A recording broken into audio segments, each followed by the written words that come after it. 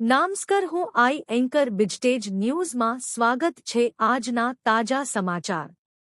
મુખ્ય સમાચાર 21 એપ્રિલ 2025 ગુજરાતની આર્થિક રાજધાની અમદાવાદે શહેરી પરિવહનના ક્ષેત્રે ઐતિહાસિક પગલું ભર્યું છે. ગઈકાલે 20 એપ્રિલ મુખ્યમંત્રી શ્રી ભૂપેન્દ્ર પટેલ અને કેન્દ્ર સરકારના પ્રતિનિધિઓની હાજરીમાં અમદાવાદ મેટ્રોના દ્વિતીય તબક્કાનું ઉદ્ઘાટન કરવામાં આવ્યું. આ પ્રોજેક્ટે શહેરને સ્માર્ટ ટ્રાન્ઝિટની દિશામાં એક નવો આયામ આપ્યો છે. પ્રોજેક્ટની વિગતો. માર્ગ થલતેજથી અંજલી પશ્ચિમ દક્ષિણ કોરિડોર. લંબાઈ 32 કિલોમીટર. જમીનથી 70% એલિવેટેડ, 30% અંડરગ્રાઉન્ડ.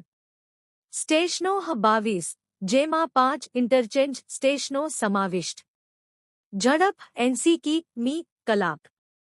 ક્ષમતા દર 3 મિનિટે એક ટ્રેન. ઉદ્ઘાટન સમારોહ. સમારોહ દરમિયાન મુખ્યમંત્રીએ જણાવ્યું, આ પ્રોજેક્ટ ગુજરાતની પ્રગતિની ગાથા છે. અમદાવાદ મેટ્રો હવે 75 કિમી વધુ નેટવર્ક બની ચૂકી છે, જે દેશમાં સૌથી આધુનિક ટ્રાન્ઝિટ સિસ્ટમમાં ગણાય છે. કેન્દ્રીય મંત્રી શ્રી પુરીએ ભારતના પીએમ શ્રી નરેન્દ્ર મોદીના સ્માર્ટ સિટી વિઝનની પ્રશંસા કરી. જનતા અને પર્યાવરણ પર અસર. ટ્રાફિકમાં સુધારો. સાબરમતી થલતેજ હાઈવે પર વાહનોની ગીચતા 40% ઘટી છે. પ્રદૂષણ ઘટાડો. ઇલેક્ટ્રિક મેટ્રોથી ઉત્સર્જનમાં 15,000 ટન વર્ષનો ઘટાડો. આર્થિક લાભ. 15,000 લોકોને રોજગારી. નિર્માણ દરમિયાન સ્થાનિક લોકોની પ્રતિક્રિયા.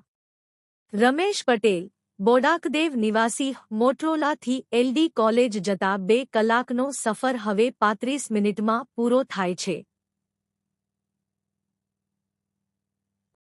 મીનાલ શાહ, એસએમસી નજીક દુકાનદાર. મેટ્રો સ્ટેશનથી ફૂટફોલ. ટ્રાફિક વધવાથી વ્યવસાયમાં 20% વૃદ્ધિ. ભવિષ્યની યોજનાઓ.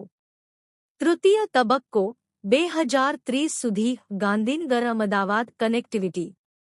સોલર પાવર 2026 સુધી 100% નવીનીકરણ ઉર્જા વપરાશ. પડકારો અને સમાધાન. જમીન અધિગ્રહણ. 200 પરિવારોને પુનર્વસન આપવામાં આવ્યું. બજેટ વધારો.